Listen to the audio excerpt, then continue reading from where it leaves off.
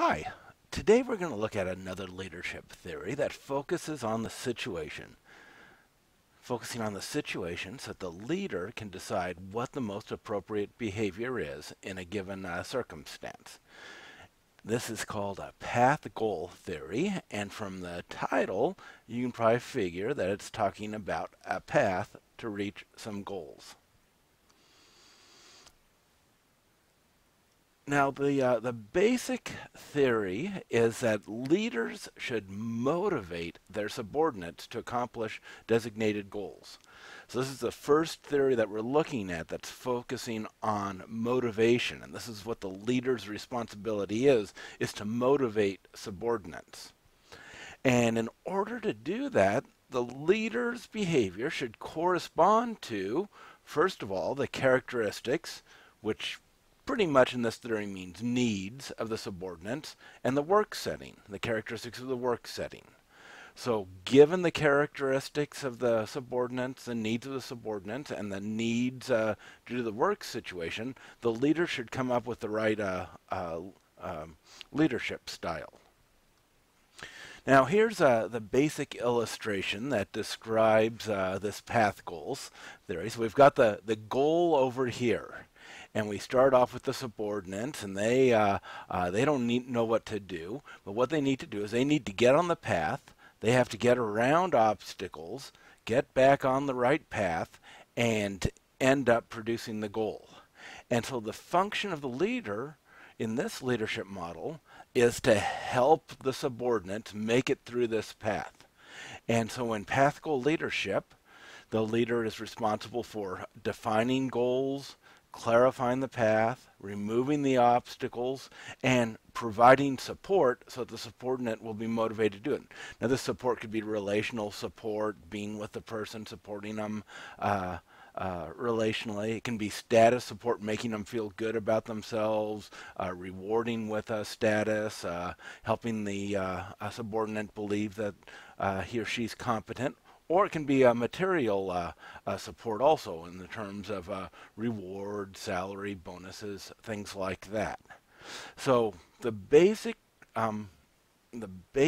goal of the leader is to help the subordinates do work that will allow them to stay in the effective path to allow them to be productive, to achieve the work goal. So that's why this is called the path goal theory. Now, I didn't really like figure 7.2 in the textbook, so I'm trying to simplify it and make it a little bit more clear. And the figure 7.2, this figure, tries to indicate how do leaders figure out what behaviors are necessary to increase worker motivation. And we have two inputs. We've got the subordinate characteristics, the worker characteristics, the worker needs, and we've got the task characteristics. And in light of those two things, the leader chooses the appropriate behavior that will lead to subordinate motivation. So we've got kind of like a three-step things going on here. The leader needs to look at the characteristics of the people that are under his or her authority, the task characteristics, what need to be done, choose the appropriate styles of behaviors, and if they choose the appropriate styles of behaviors, the subordinate will be motivated to perform and follow that path and accomplish the goal. Now, in this theory, we've got 4 types of leadership behaviors. Now, this is different because up to this point, we've kind of been looking at task and relationship behaviors. Now, we've got a more complex model of leadership behaviors. The words that this model uses are directive, and so this is task, basically telling the person what they need to do to accomplish the task. There's a supportive group of leadership behaviors, and this is more relational, meeting the socio-emotional needs of the person, the subordinate, having a relationship with them. But we have 2 new dimensions. First of all, there's the achievement-oriented behaviors, and this is where the leader helps the follower feel good about their competence, increase their ability, increase their sense of achievement, that they're a worthwhile worker, that they're capable, increase their self-image, and we can call this an identity focused behavior, because the goal in these achievement-oriented behaviors is to help the worker feel better about themselves because they're more competent, because they're more successful, because they're doing a better job, something like that. It includes setting high goals. When you set high goals and somebody achieves the high goals, they feel good that they've achieved those high goals. And then a fourth type of leadership behavior concerns the process, and it's called participative behavior, the idea of getting the subordinate involved in the decision makings rather than simply telling them what needs to be done, getting them involved. And for some people that's quite important, and for some tasks that's quite important also. So now we have four dimensions of leadership behaviors: task, relational, identity, and process, with these titles here. And it's interesting, just like task and relational are the two most common dimensions that come up over and over again in looking at the psychology of these things, these identity and process dimensions, whenever we're talking about what motivates people or what their goals are, we generally have these four categories. There are four big categories of what motivates people, of what influences their behavior. I'm involved in conflict studies, and we see that there's a lot of different goals that people have in conflict, and a lot of times they're task goals, relational goals, identity goals, or process goals. It's a way of clearly classifying what people want in different situations. Now, these four types of leadership behaviors, directive, supportive, achievement-oriented, and participative, are measured by the Path Goal Leadership Questionnaire that you'll see in the back of this chapter. And you might want to write your short paper on this questionnaire. And when you do this, choose one specific work situation, and because your type of leadership behavior will change from context to context, and answer the questions for that to see what type of leadership you provided in those different situations.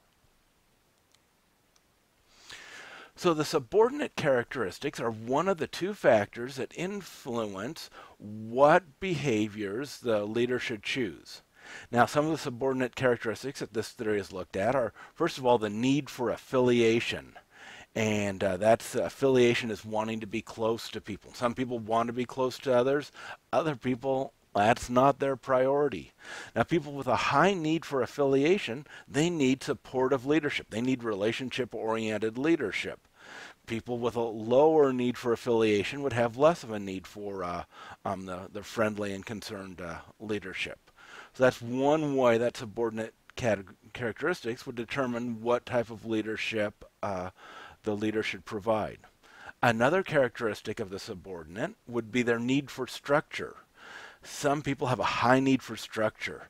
They need to know exactly what they're supposed to be doing. They don't want any ambiguity. They tend maybe to be a little bit rigid. They want to know exactly how everything should be done. And so for people that are high in need for structure, they need more directive leadership. They want to know exactly what they're supposed to do because they get a satisfaction out of doing exactly what they're supposed to do. And so that would be an example of when directive leadership would be necessary. And the directive leadership is especially necessary if the subordinate doesn't feel capable of the task. Now, if the subordinate feels capable of the task, then less directive leadership would be necessary. Oh, let's see. Okay, now another set of subordinate characteristics would be the desire for control. And some people like controlling things. Other people are not too concerned about controlling their environment. And one of the terms that we use for this desire for control is called what we call the locus of control. People can have either an internal locus control or an external locus of control. So an internal locus of control is this idea that I control my destiny. If I do the right things, I will be successful. And so people generally who have a high internal have an internal locus of control have a high desire for control because they know what they need to do to be successful. And so, with somebody with with an internal locus of control, a high desire for control, should allow these subordinates to be in charge of their work and involved in the decision-making process because they feel like they've got it down. So this would require a participative leadership, not a directive, but focus on participative, where the subordinate can make his or her own decisions. Other people have an external locus of control. They feel like the world controls them. There's a lot of anxiety about what's going to happen. They might not feel that they can master the situation. They might often feel like they're victims. And so they have a low desire for control because they figure, no, me trying to control things is not going to make a difference. In this type of situation, the leadership should relieve the subordinate's anxiety about outside forces controlling the circumstances.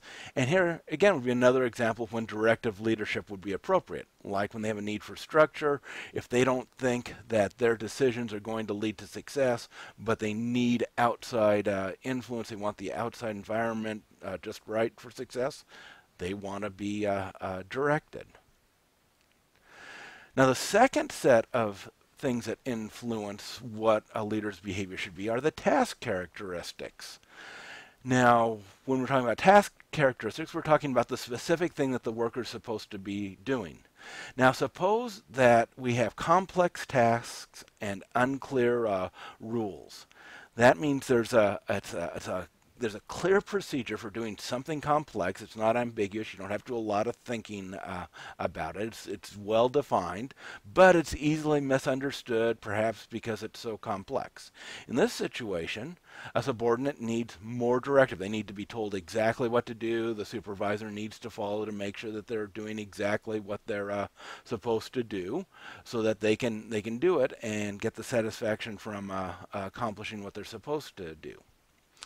Other things are highly repetitive tasks. The worker will get them down, just do them over and over and over again, and they have to fight boredom. In this type of situation, the subordinate needs a more supportive leadership, a relational aspect to provide motivation to keep on continuing in spite of the routineness of everything that's going on. Now, some tasks are ambiguous tasks. They require a lot of brain power, a lot of effort for problem solving. It's not clear what the solution is. It's not clear what the subordinate is supposed to do. The ambiguous situations, they tend to call for more participative and achievement-oriented leadership. More participative because maybe the supervisor doesn't know how it's supposed to be done either, and it's up to the subordinate to figure out how to get the task done.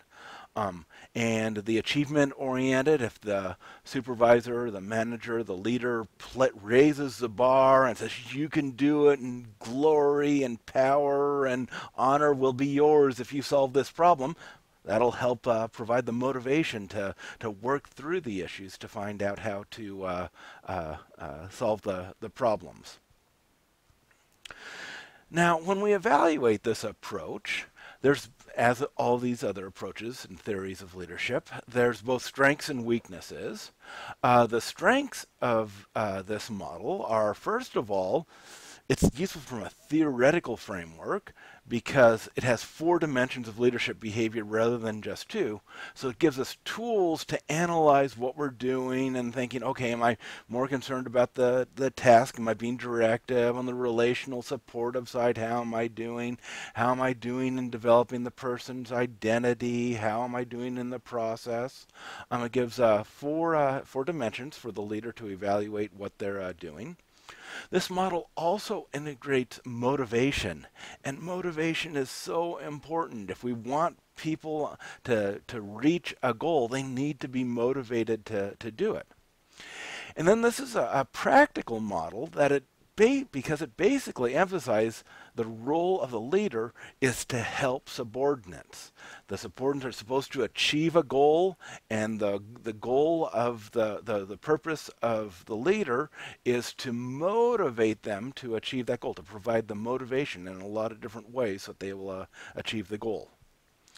Now, the weaknesses of this model are, in some ways, it's difficult to implement, especially on the spur of the moment. There are so many variables involved that makes it confusing. However, if you sit down and you analyze the situation and you go through lists of task characteristics and subordinate characteristics, you can start getting some good insights on what you're supposed to be doing. And a second weakness here is that there's only partial empirical support. Certainly the idea that if workers are more motivated, they're more likely to achieve the goal is empirically supported. But the idea of like what are the exact needs that correspond to the precise leadership styles, that's a little less certain. But all in all, this is a great way of analyzing how leadership functions. It emphasizes looking at the situation, the task characteristics, and the subordinate characteristics, and gives the leader ideas on how they can help the subordinate be successful and achieve the goals that everybody wants.